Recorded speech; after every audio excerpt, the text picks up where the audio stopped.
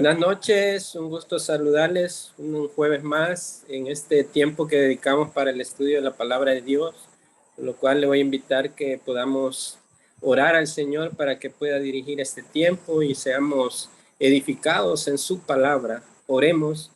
Señor, te damos gracias en esta noche que nos permites estar nuevamente ante tu presencia, en tu palabra, Señor, para poder ser edificados, Señor, a fin de que seamos guiados a la verdad, conformados a la imagen de tu Hijo, Señor, y aquellos, Señor, que se conectan en este jueves, Padre, también puedan ser llamados a la fe a través del poder de la proclamación de tu palabra, Señor, esta palabra que es viva y eficaz, Señor, y que lleva a cabo el propósito por el cual ha sido destinada, Señor, desde el inicio de los tiempos, Señor, en el presente y hasta la posteridad, Señor, tu palabra no pasará, Señor, y cumplirá todo, Señor, por lo cual tú la has establecido y la has enviado en esta hora. En Cristo Jesús, Señor, oramos. Amén. Amén. Muy bien, en esta noche vamos a continuar con nuestra serie de estudios sobre las Sagradas Escrituras. A lo largo de estas semanas hemos estado aprendiendo acerca de esa revelación especial. Cuando hablamos de revelación especial, es la palabra escrita que Él nos ha dejado, que es externa a nosotros y que nos ha sido dada para que le conozcamos. Así que el único medio de revelación que nosotros tenemos como seres humanos es la escritura. Fuera de ella son los inventos, imaginaciones de las mentes caídas de los hombres en este tiempo. Así que hemos visto también, no solamente en nuestro tiempo de hoy, sino en los tiempos bíblicos, había esta proliferación de falsos maestros que predicaban falsos evangelios, y esto no es desconocido, pues la Biblia da muchas exhortaciones, las cartas apostólicas, los escritos de los profetas y el Antiguo Testamento nos dejaban ver que siempre habían emisarios enviados de Satanás que hacían esta labor de confundir y de llevar al pueblo tras falsos dioses. Hoy en día están presentes también los emisarios de Satanás, los cuales llevan falsos evangelios para confundir a las personas a fin de que sean condenadas, así dice la Escritura, por lo cual tanto hay ministros de Dios, enviados de Dios, mensajeros, instrumentos de Dios que llevan su palabra para amonestar a todo hombre, para instruirlo en verdad, así como también hay emisarios de Satanás, instrumentos humanos que son utilizados por él en este mundo caído para poder enseñar falsas ideologías, falsas enseñanzas que violan la misma palabra de Dios. Así que cuando hablamos de las Sagradas Escrituras, estamos hablando de la misma boca de Dios, la inspiración divina, esa revelación especial que ha llegado a nosotros. Y hoy estaremos estudiando el primer versículo que está en la segunda carta a Timoteo, el capítulo 4, verso 1, porque si nosotros estudiamos de manera detenida la escritura, vamos a encontrar una fuente inagotable de verdad, y es el punto de hoy. Vamos a estudiar este pasaje que está en segunda de Timoteo, capítulo 4, verso 1, que nos dice, Pablo ahí está escribiendo esta carta a su hijo amado en la fe, Timoteo, un joven que estaba siendo preparado para comenzar el ministerio pastoral en la iglesia en Éfeso, y Pablo quiere asegurarse de que él pueda entender muy bien la responsabilidad de esta encomienda, este mandato de parte de Dios, no de hombres, sino de parte de Dios, por lo cual Timoteo debía continuar el ministerio de la predicación de la palabra. Así que vamos a comenzar nuestro estudio. Vamos a compartir pantalla para que ustedes puedan ver el desarrollo del tema. Entonces, nuestro tema es el ministerio de la palabra. ¿Cuál es la obra en ese medio de gracia que Dios nos ha dejado en su palabra escrita? cuál es ese ministerio de la palabra en el mundo, en la iglesia, en esa gloriosa manifestación de Dios en la Escritura. Pues bien, como dijimos, ahí en 2 Timoteo encontramos nuestro verso de hoy. Pablo está hablando ahí a este joven Timoteo y él está diciendo: te encarezco delante de Dios y del Señor Jesucristo, que juzgará a los vivos y a los muertos en su manifestación y en su reino. Y para concluir el pensamiento de ese párrafo, en el verso 2 al 4, él nos va a dar la razón, el por qué Timoteo debe de continuar este ministerio de la predicación de la palabra. Y Pablo le dice en el verso 2, le dice que prediques la palabra. Esta es la encomienda que Pablo le está dando delante de Dios y del Señor Jesucristo, que predique la palabra y que inste a tiempo y fuera de tiempo, o sea, que predique la palabra, que haga su labor de evangelista, de maestro, de pastor, y que inste a tiempo y fuera de tiempo. Dice: redarguye, reprende, exhorta con toda paciencia y doctrina, y todo ese trabajo lo va a hacer conforme a la palabra de Dios, no con el esfuerzo humano, no con la sabiduría humana, sino con esta encomienda, el evangelio que se le ha sido dado, que le fue anunciado y que también él debe de enseñar. Y la razón es porque vendrá tiempo cuando no sufrirán la sana doctrina. Las personas no sufrirán la sana doctrina, sino que tendrán comezón de oír, querrán escuchar diferentes lados, a diferentes personas, mensajeros, y esta multitud de personas se amontonarán maestros conforme a sus propias concupiscencias, y apartarán de la verdad el oído y se volverán a la fábula. La preocupación de aquí del apóstol Pablo es que esta oposición que siempre ha habido en contra de la verdad de Dios, en contra de su palabra, que él la vivió, e incluso esa persecución, pues él estaba preso ahí mismo, y él ya estaba como para ser sacrificado. Él lo menciona en el verso 6 del mismo capítulo 4, que él ya está a punto de partir, refiriéndose a una muerte física, pues él iba a ser sacrificado, y él necesitaba que este joven pastor que Dios estaba preparando entendiera la responsabilidad que él tendría, no delante de Pablo como su amigo o su tutor en la fe, sino delante de Dios y del Señor Jesucristo, que tendría que él cumplir con esta responsabilidad y estar a tiempo y fuera de tiempo, porque vendrán tiempos donde las personas rechazarán estas sanas palabras de la Escritura, y teniendo ese comezón de oír, entonces estos falsos maestros o enviados o instrumentos de Satanás se amontonarán ante esta multitud y hablarán según sus propios malos deseos, son sus concupiscencias, y lo que harán es apartar de la verdad al oído de estas personas para que se vuelvan a fábulas o mandamientos de hombres. Así que el ministerio de la predicación de la palabra es una gran responsabilidad y es un mandato de Dios que ha dejado a su iglesia, principalmente a los que él ha llamado con estos dones como pastores y maestros, para guiar a la grey del Señor, para proteger el rebaño a fin de que no se introduzcan lobos rapaces para poder llevar tras sí a estas personas y desviarlas de la verdad. Y esta es la responsabilidad que tenemos cada vez que anunciamos la palabra de Dios.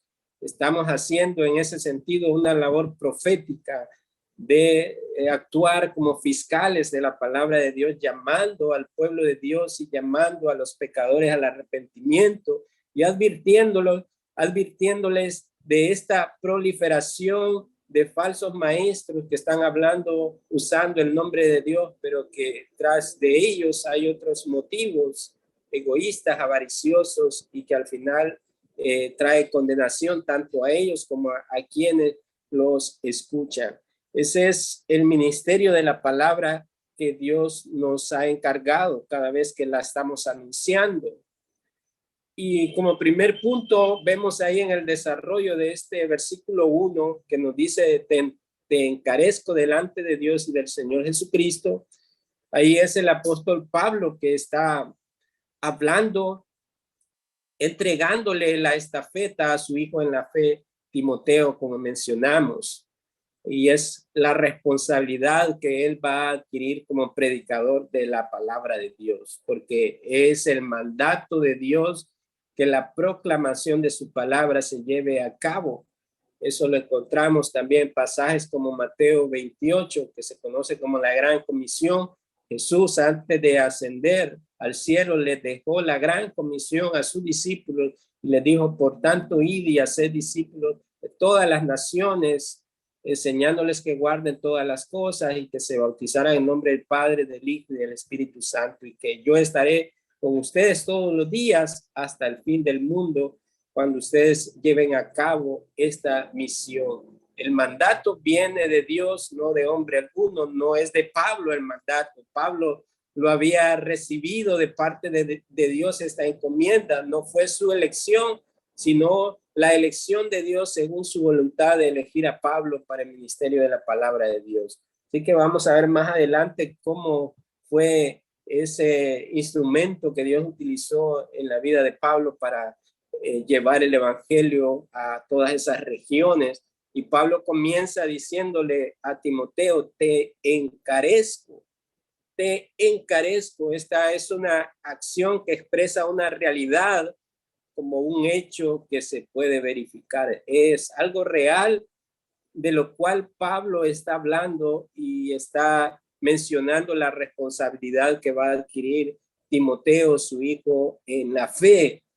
Así que Pablo, quien invirtió parte de su vida en la formación espiritual de Timoteo, él está pronto a ser sacrificado y a partir de este mundo, según el verso 6 del capítulo 4.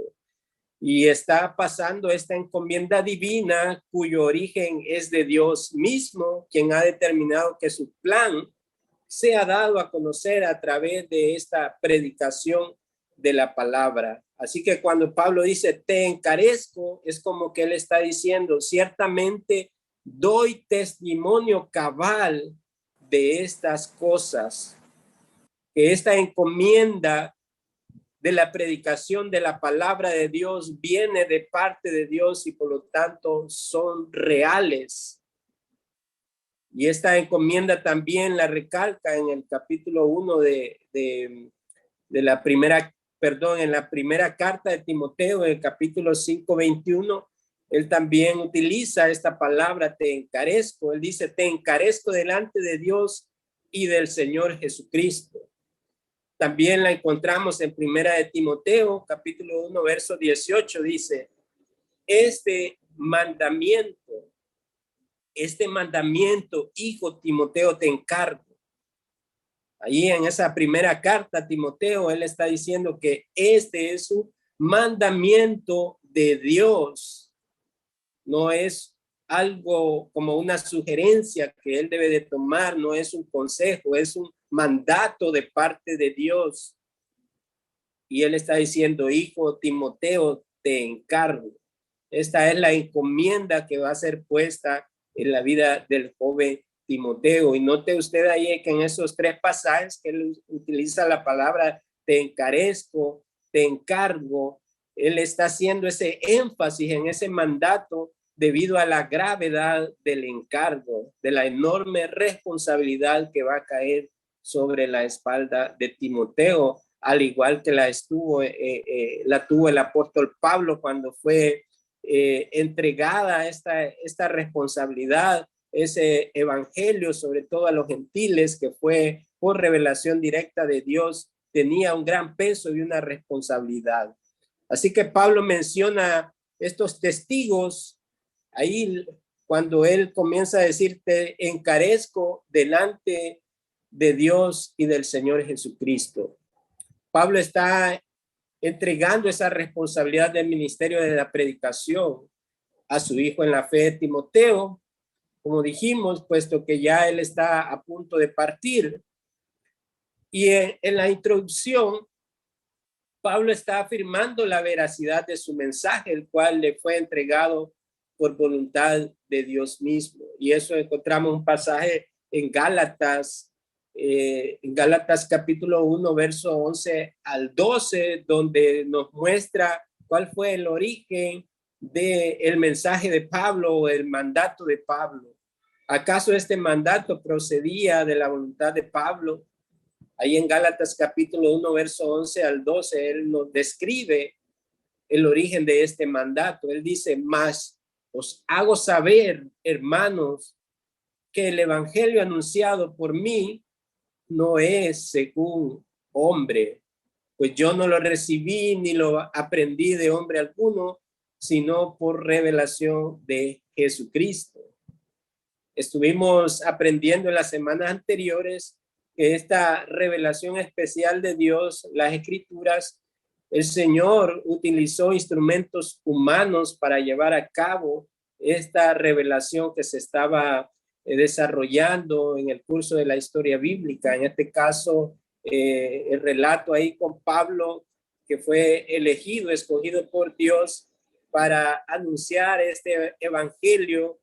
Pablo está diciendo ahí que no lo recibió de hombre alguno, de hombre alguno, ni lo aprendió de hombre alguno, porque ahí había unas diferencias quizás de opiniones que algunos quizás pensaban de que, bueno, Pablo no estuvo dentro de los 12 apóstoles de Jesucristo en ese tiempo, pero conocemos a través de las escrituras que a Dios le plació escoger a Pablo, y en Hechos capítulo 9 encontramos su conversión, encontramos que el Señor se le presentó de manera directa y ha resucitado, y conocemos a través de las escrituras en la carta a los romanos, en Corintio y en Gálatas mismo, que nos describe acerca de cómo Dios entregó este mensaje a Pablo directamente. Así que Pablo por esa razón es contado dentro de los apóstoles, y él dice que es el último de los apóstoles, porque como a un abortivo se le apareció el Señor,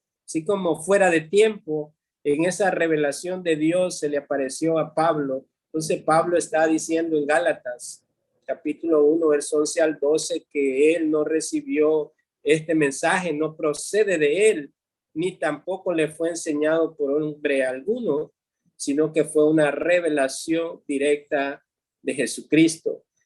Cuando ya el canon de las escrituras o la completación de los 66 libros de la Biblia ya estuvieron escritos o fueron revelados, ya no fue necesaria más revelación alguna, porque lo que Dios tenía que decir a la humanidad, a su pueblo, ya había sido dada, como lo dice la carta de Judas también, que la fe que se nos ha sido dada de una vez y para siempre. Así que por esa razón Pablo está diciendo que esta revelación vino directamente de Jesucristo y son las palabras que encontramos en las escrituras mismas. Así que Pablo está dando testimonio de que recibió esta encomienda delante de Dios y de parte de Dios. Y él también luego va a pasar a mencionar a los testigos para recalcar en Timoteo esta enorme responsabilidad. Así como en otros textos invoca a Dios como testigo para enfatizar la verdad de sus afirmaciones. Encontramos en Romanos capítulo 1, verso 9, Pablo mismo dice, porque testigo me es Dios. Ahí está usando el testigo es Dios, a quien sirvo en mi espíritu en el evangelio de su Hijo. Luego ahí en el pasaje de Gálatas que acabamos de leer, él dice que esta fue una revelación directa del Señor Jesucristo. Así que vemos que el medio que Dios ha utilizado y sigue utilizando para darse a conocer es a través de la palabra. y esta es anunciada por hombres fieles que él ha escogido para esta labor divina, así como utilizó a sus santos profetas en el Antiguo Testamento y a sus apóstoles, a estos hombres santos en el Nuevo Testamento.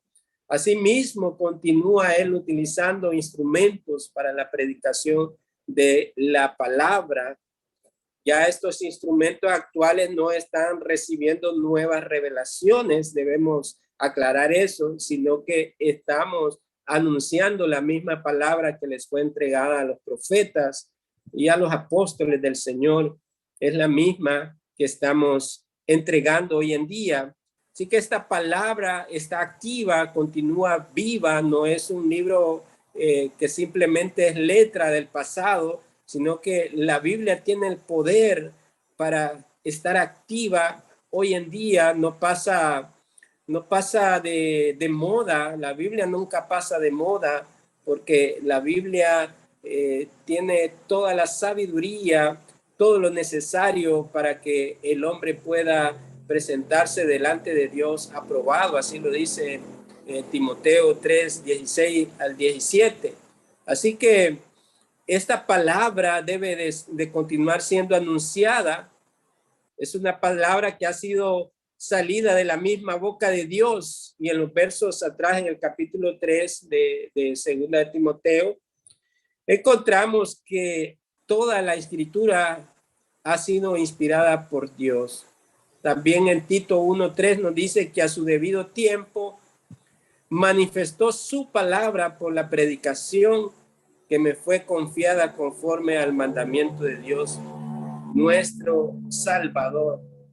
Así que dice que a su debido tiempo Dios manifestó su palabra por la predicación que le ha sido confiada a estos hombres como Pablo, como Timoteo, y como lo continúa haciendo hoy en día, conforme al mandato o al mandamiento de Dios. Están restringidos al mandamiento de Dios de tal manera que no, en la predicación de la palabra de Dios no se le puede añadir ni quitar absolutamente nada.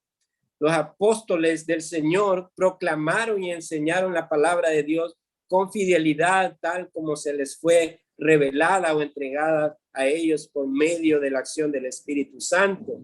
Así que no existe otra palabra de Dios fuera de la Biblia. Ya hemos visto, ya hemos comprobado cómo la Biblia puede develar el error de otros escritos humanos, como en este caso habíamos visto el ejemplo de el libro del Mormón, que menciona de que un ángel, el ángel Gabriel se le apareció a José Smith y le reveló este nuevo libro, el libro del Mormón, en unas tablas de oro.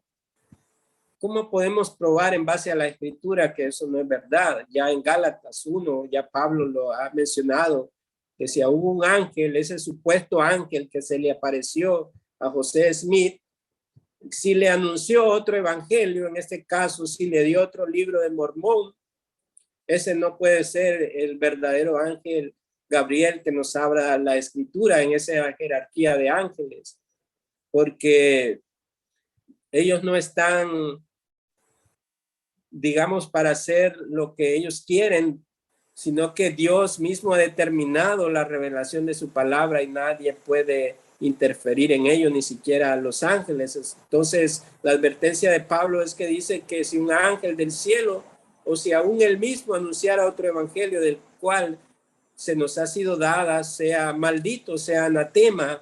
Entonces, por esa razón, cualquier otra palabra fuera de la Biblia no es la palabra inspirada de Dios. Y lo delicado es que aquellos que predican otra cosa violan este mandato de Dios, los cuales tanto Pablo y los profetas estuvieron sometidos a la palabra de Dios. Y aquellos que violan el mandamiento de Dios son constituidos como maldecidos, como malditos, y están destinados para una perdición eterna. La gravedad es que no solo ellos, sino quienes los siguen, quienes los escuchan, esta multitud de personas que tienen comezón de oír y van en pos de todos estos predicadores que están en la radio, en la televisión, Lo grave de esto es la condenación. Por eso Pablo está entregando esta encomienda a Timoteo, porque ya vimos adelante en el verso 3, dice, o en el 4, que vendrán tiempos donde no sufrirán la sana doctrina, sino que se amontonarán falsos maestros y los desviarán, pondrán su oído en el error y serán desviados y condenados. Eso es lo grave cuando no se anuncia la verdadera palabra de Dios. Luego Pablo, ahí en el pasaje, en la encomienda que le está dando a Timoteo y a todo predicador de la palabra de Dios, es que este mandato, es que esta encomienda viene de parte de Dios y que todo ministro de la palabra de Dios está delante de estos dos testigos. Y ahí la escritura lo dice, ¿quiénes son estos testigos? Que Pablo le dice, te encarezco delante de Dios y del Señor Jesucristo. Esos son los testigos delante de Dios y del Señor Jesucristo. Esta metáfora que él está usando, que este delante significa estar cara a cara ante Dios, es como una metáfora, estar en la cara misma de Dios cuando el predicador, cuando el mensajero está anunciando, proclamando la palabra de Dios, en realidad está en la misma presencia de Dios y del Señor Jesucristo. Ellos son los testigos cada vez que la palabra está siendo anunciada, de tal manera que en este momento hay dos testigos que están ahí en presencia, como esas personas en los cuales se originó esta palabra de Dios y están atestiguando lo que ese predicador o yo mismo estoy anunciando. Así que es temeroso cada vez que se predica la palabra de Dios, porque estamos delante de Dios y del Señor Jesucristo, a vista de Dios. Lo que se dice es que cuando se predica la palabra, el primer auditorio es Dios mismo, es Cristo mismo, quien está ahí parado y está diciendo, ciertamente es verdad lo que este predicador está diciendo. O por el contrario, este está violando mis palabras y está diciendo mentira, como que si yo dije ese mensaje. Y hacerlo de esa manera es ponerse en el juicio de Dios, en la condenación delante de Dios. Así que solamente hay dos maneras en que se puede comunicar este mensaje, en el sentido de que si lo hacemos con veracidad, con fidelidad en la palabra de Dios, el Señor nos considera como buen siervo fiel.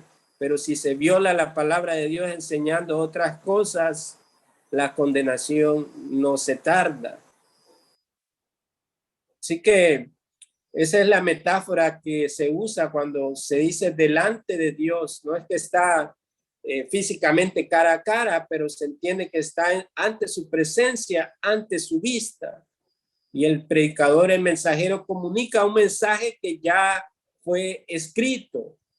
Ya el mensaje ya fue escrito, ya fue dado por boca de Dios mismo.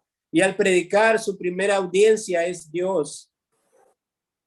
Así que por esta razón, por este caso, Pablo afirma estas palabras en su introducción de saludo en las dos cartas a Timoteo, ahí en el primer versículo de las dos cartas, porque este mandato de la predicación de la palabra tiene un origen. Y Pablo ahí lo describe en su introducción, en su saludo. Dice: Pablo, apóstol de Cristo, que pertenece a Cristo, por mandato de Dios nuestro Salvador y de Cristo Jesús nuestra esperanza. Él está diciendo que su mandato es de Dios, de nuestro Salvador. Luego en la carta número 2, también su saludo introductorio, él dice: Pablo, apóstol de Cristo. Su origen es de Cristo.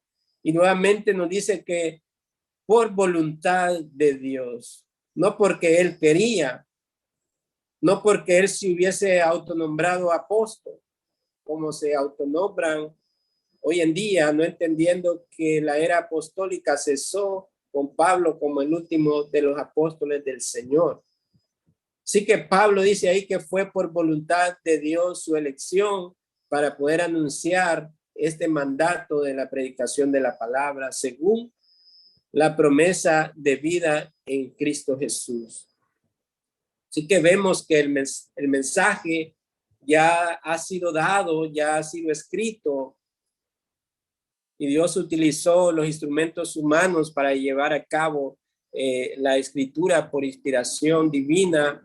El Espíritu Santo estuvo utilizando las personalidades de estos hombres a lo largo de más de 1400 años de historia, y con 40 personas en todo ese lapso de tiempo. El mensaje que ellos comunicaron no provenía de ellos, sino que era de la boca de Dios, por lo cual ahí siempre encontramos, tanto en Pedro, en Pablo, en esa introducción, que ellos fueron escogidos por Dios para esa tarea. Esos son los testigos y el origen del mandato de la predicación de la palabra de Dios. Pero también ahí el pasaje nos revela, cuando Pablo dice: te encarezco delante de Dios y del Señor Jesucristo. Y dice ahí: ¿qué juzgará a los vivos y a los muertos en su manifestación y en su reino? El juicio a los hombres en su manifestación, en su reino. Cristo juzgará a los vivos y a los muertos mediante su palabra, porque en aquel día nadie será justificado, nadie dirá no tuve tiempo o estaba ocupado en diversas cosas, así como muchas veces llegaron a Jesús algunos diciéndole: te seguiré donde quiera que tú vayas. Y entonces, cuando Jesús les demandó un compromiso al seguirle, y ellos dijeron: deja primero que vaya a enterrar a mi padre y luego le seguiré, no significaba que precisamente haya muerto físicamente, sino que esperara que a lo largo de los años, al fallecer su padre, él iba a seguirle. Y muchas otras personas querían seguir a Jesús, pero cuando Jesús demandaba el compromiso de tomar la cruz y seguirle y negarse a sí mismo, ya muchos abandonaron el seguir a Jesús. Así que Cristo juzgará a los vivos y a los muertos por medio de su palabra. Encontramos algunos pasajes que están, por ejemplo, en Hechos capítulo 10, verso 42. Ahí dice: y nos mandó a predicar al pueblo y testificar con toda solemnidad que este Jesús es el que Dios ha designado como juez de los vivos y de los muertos. Ahí la palabra también nos revela de que Cristo Jesús es el juez que ha de juzgar a los vivos y a los muertos. Y esta predicación de la palabra de Dios implica mostrar a las personas que hay un juez de vivos y muertos que vendrá a juzgarlos en aquel día. Y ese es el mensaje de la predicación. Eso fue lo que movió a los apóstoles, a los discípulos en aquel tiempo en la iglesia, a predicar la palabra de Dios y a testificar con solemnidad que este Jesús es el que Dios ha designado como juez de los vivos y de los muertos. Luego en primera de Pedro, capítulo 4, verso 5, nos dice: pero ellos darán cuenta a aquel que está preparado para juzgar a los vivos y a los muertos. Una vez más, el que está preparado para juzgar a los vivos y a los muertos es Cristo mismo,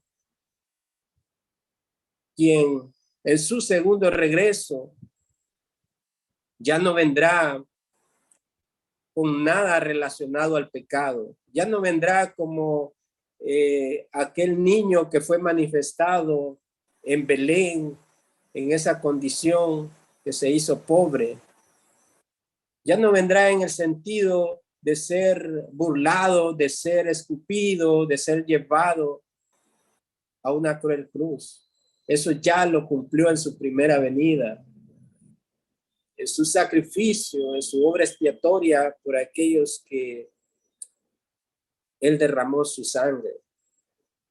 Pero en su segunda venida vendrá como un juez, vestido de gloria y de esplendor, y traerá el juicio a los vivos y a los muertos. ¿Qué nos habla de eso? Que tanto los que estén vivos en ese momento, porque no sabemos el día y la hora en que el Señor vendrá, como dice en la Escritura, pero los que estén vivos, los que estemos vivos, serán juzgados. Pero ¿qué de los que fallecieron hace 50, 100 años, familiares, amigos? También serán juzgados en aquel día, en el día del juicio, delante del Señor. Y que los muertos serán levantados también de sus tumbas para ser juzgados. Y este juicio compete a Cristo mismo. En Hechos capítulo 17, verso 31, nos habla también porque Él ha establecido un día en el cual juzgará al mundo en justicia por medio de un hombre a quien ha designado, habiendo presentado pruebas a todos los hombres, a resucitarle de entre los muertos. Él, refiriéndose a Dios, ya ha establecido un día en el cual juzgará al mundo. Eso significa que es algo que el ser humano no puede evitar. Hay muchas teorías de los hombres en su intento de escapar de la tierra, creando viajes al espacio. Apenas llegamos a la luna hace un par de años, se está experimentando en llegar a Marte. El hombre en su imaginación está creando medios de escape, pensando de que cuando se acabe el mundo, ellos tendrán un lugar seguro para poder esconderse y poder continuar con su vida.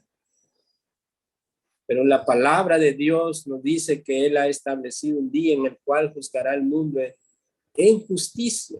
Dios es el juez justo y llevará a cabo su justicia de manera perfecta y santa. Y nadie podrá pretender doblarle la mano, el brazo al Señor justificándose. Su justicia es perfecta. ¿Y de qué manera él lo hará? Dice, por medio de un hombre. Este es Cristo.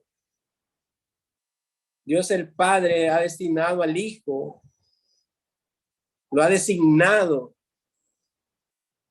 habiendo presentado pruebas a todos los hombres, a resucitarle de entre los muertos.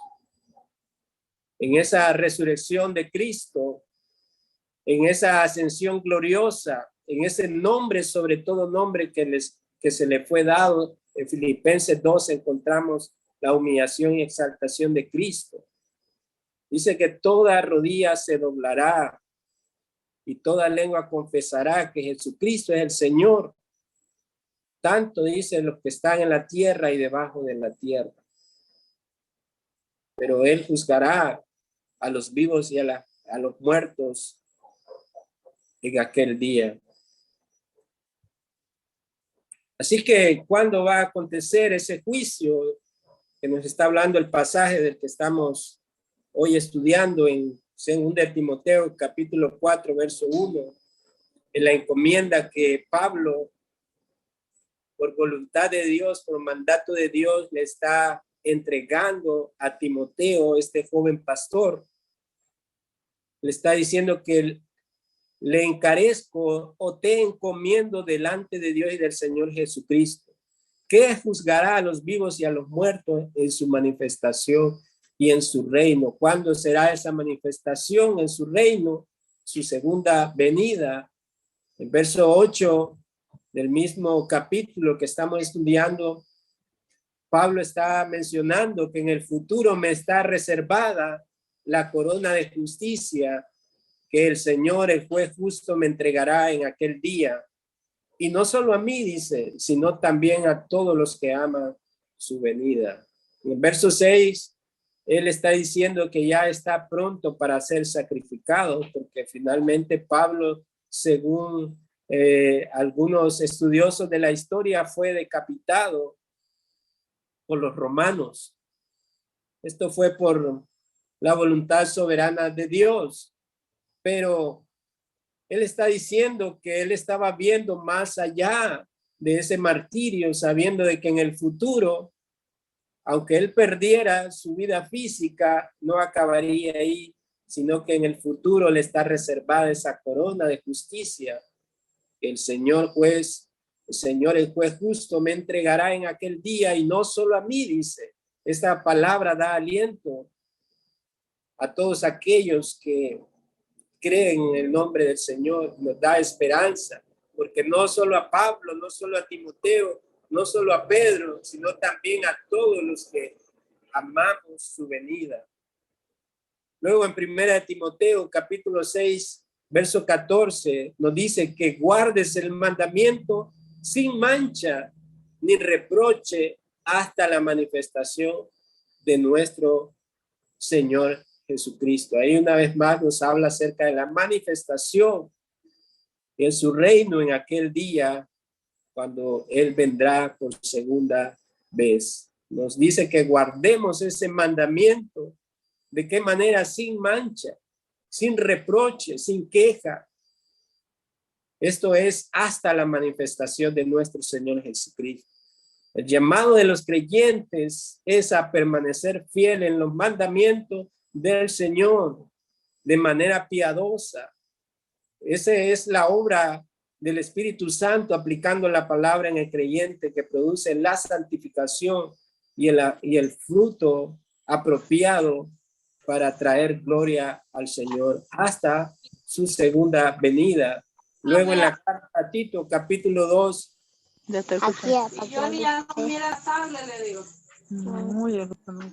en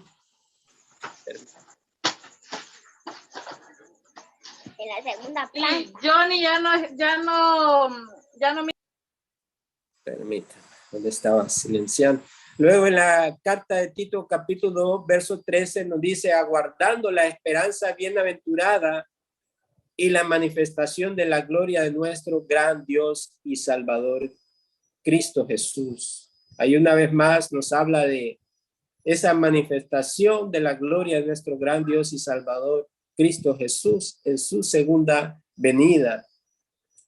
Y en primera de Juan, capítulo 2, verso 18, también se nos dice, y ahora, queridos hijos, permanezcamos en Él, en Cristo, para que cuando se manifieste Cristo, en su segunda venida, en su regreso en gloria, podamos presentarnos ante Él confiadamente, seguros de no ser avergonzados en su venida. Por eso la importancia de la encomienda de la predicación de la palabra de Dios. Porque la palabra de Dios amonesta a todo hombre a fin de que se vuelvan de sus malos caminos, a fin de que el Espíritu Santo use esa palabra para producir arrepentimiento en el interior del hombre, y un arrepentimiento para fe, para salvación, y que su estado pueda cambiar de una muerte espiritual a una vida espiritual en Cristo, a una vida eterna, para que no seamos avergonzados en el regreso de nuestro Señor Jesucristo.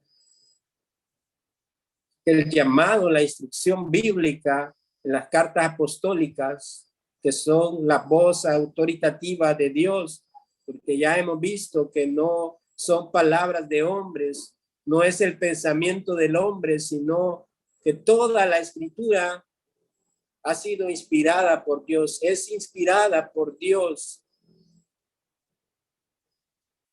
El apóstol Juan nos dice ahí que permanezcamos en él, para que cuando se manifieste podamos presentarnos ante él confiadamente, seguros, porque esa seguridad la encontramos en la misma palabra de Dios, la cual nos revela cómo podemos ser conformados a la imagen de Cristo. Este presentarnos ante él confiadamente no depende en la manera en que nosotros pensamos que podemos agradarles. Hoy en día, debido a la falta de verdad bíblica, de conocimiento bíblico, muchas personas en las iglesias se saben más canciones, se saben más dichos que la misma palabra de Dios, porque no se estudia la palabra de Dios de manera diligente.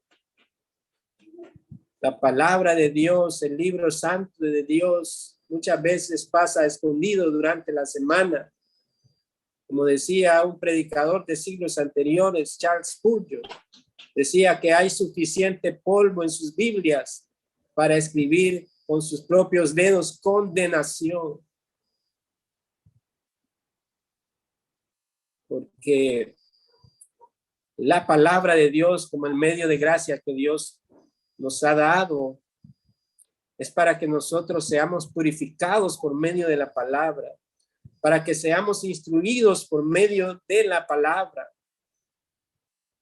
y de esa manera presentarnos ante él confiadamente, sin avergonzarnos, seguros de no ser avergonzados en su segundo regreso. Porque ¿qué pasará en su segunda venida con aquellos que rechazaron la palabra de Dios y que en lugar se fueron en pos de falsos maestros, escuchando predicaciones que apelan a sus deseos carnales, a los materialistas? Aquel mensaje que le dice que vas a ser un campeón, que sos un campeón, que sos un ganador, que tienes derecho a todas las cosas en la vida, pero nunca les predicaron acerca del arrepentimiento, acerca de la importancia de vivir en la palabra de Dios, de escudriñar la palabra de Dios, y que todo ello, que toda la vida se desprenda de la misma palabra que glorifica a Dios mismo. ¿Qué pasará con aquellos cuando el Señor venga y en sus vidas no haya nada de la palabra de Dios, sino que estén llenos de pensamientos, llenos de dichos y menos de la palabra de Dios? Esa es la aplicación a la cual podemos llegar en esta noche a través de este único versículo que leímos en el capítulo 4 de la segunda carta de Timoteo. El mandamiento, el instrumento que Dios utiliza para llamar a los pecadores al arrepentimiento es su palabra. Y la manera en que él lo hace es usando a hombres también débiles, pero que han sido perdonados, redimidos en su sangre y que ahora son instrumentos valiosos en sus manos, no porque haya algo bueno en ellos, sino por la gracia y la misericordia de Dios. Y esta encomienda continúa hoy en día y debemos advertir que el Señor vendrá a juzgar a los vivos y a los muertos en su manifestación en su reino. Así que Dios ha dado su palabra para ser anunciada a fin de que los hombres se arrepientan de sus pecados y por gracia de él puedan ser despertados o levantados a una nueva vida por medio de Cristo. Esa es la belleza de la predicación de la palabra de Dios, que él produce fe. Romanos nos habla de que que es por el oír la palabra de Dios, que son los medios que Dios utiliza para llamar al arrepentimiento a los pecadores, para resucitar a estos muertos espirituales y darles una nueva vida, ese nuevo nacimiento. Así que en aquel día, la pregunta es en esta noche, ¿qué le esperará a usted? En aquel día, refiriéndonos a la segunda venida del Señor, ya no vendrá en aquel sentido como el Dios encarnado, el hombre humilde, el que fue a la cruz y el que incluso oró por aquellos transgresores. En esta segunda venida viene como el león de la tribu de Judá, como el juez supremo que impartirá la justicia a los vivos y a los muertos. ¿Qué le esperará a usted en aquel día? ¿Esperará con gratitud y amor su venida porque ha sido salvado por la gracia de Dios, ha sido incluido en la familia de Dios, en su pueblo, por medio del sacrificio de Jesucristo y para la gloria de Dios Padre? Porque ese es el estado de los creyentes, de los nacidos de nuevo. Esperamos la manifestación gloriosa de nuestro Señor Jesucristo. En esta vida temporal en la que estamos, llena de conflictos, de adversidades y de luchas internas contra el pecado, anhelamos esa liberación final de estos cuerpos mortales. Están siempre expuestos a pecar. Anhelamos ese regreso del Señor para vivir plenamente con Él, donde ya no existirá más el pecado, el dolor, el sufrimiento, porque Él será nuestro Dios de manera plena. Esa es la manera en que los creyentes esperan con esa gratitud y felicidad la segunda venida del Señor. Pero ¿qué pasará con aquellos que le rechazan, que viven en enemistad con Dios, que no obedecen sus mandamientos, su palabra?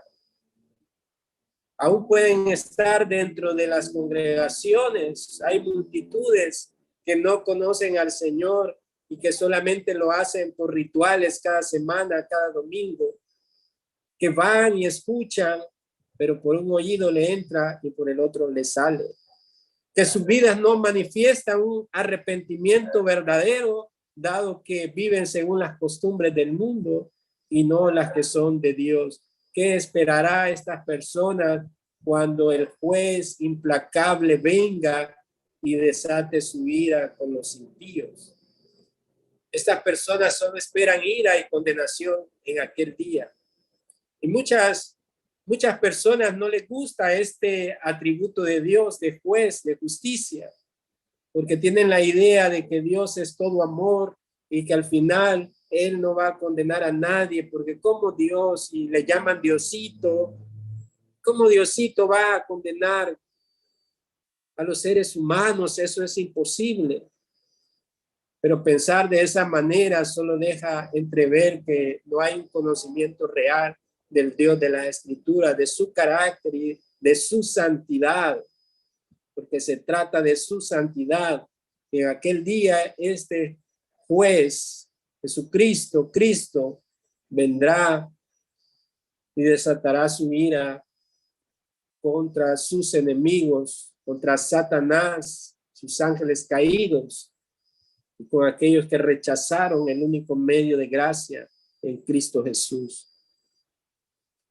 Así que la eternidad está a las puertas y ningún ser humano tiene control de su propia vida.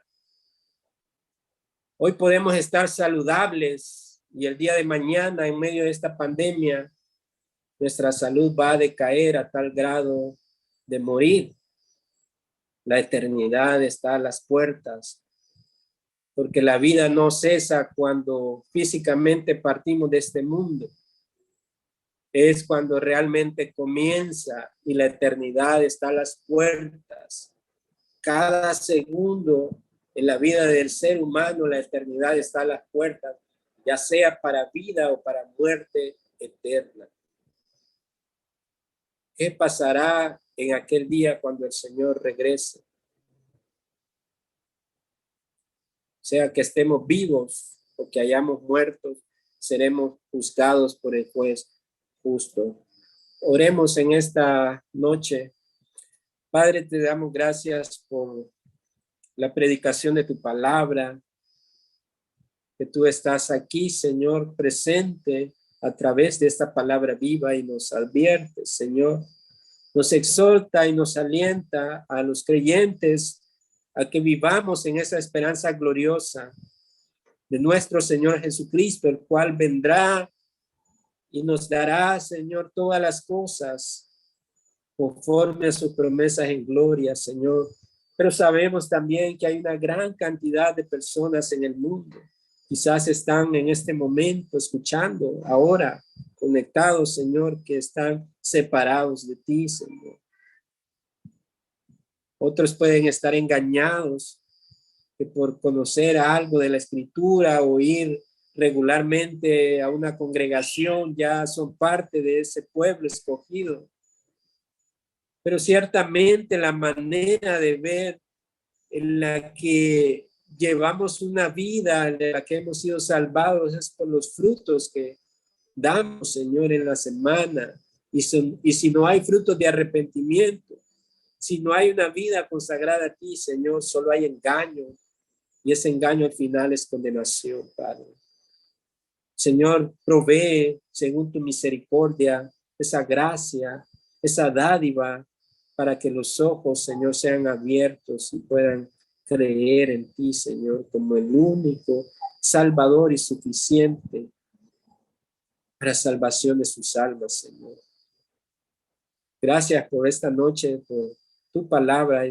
Te alabamos y te bendecimos, Señor, en Cristo Jesús. Amén. Gracias por conectarse un jueves más. Ha sido un tiempo hermoso. Les abrazamos a la distancia. Oramos siempre por cada uno de ustedes y esperando que el plan de Dios se lleve a cabo en esta ciudad y que muy pronto podamos estar en un lugar que es nuestra oración para poder enseñar esta palabra de manera ya más personalizada y compartirla con ustedes. Que sea también sus oraciones para que todo esto se lleve a cabo en la voluntad de Dios. Que Dios les bendiga y buenas noches.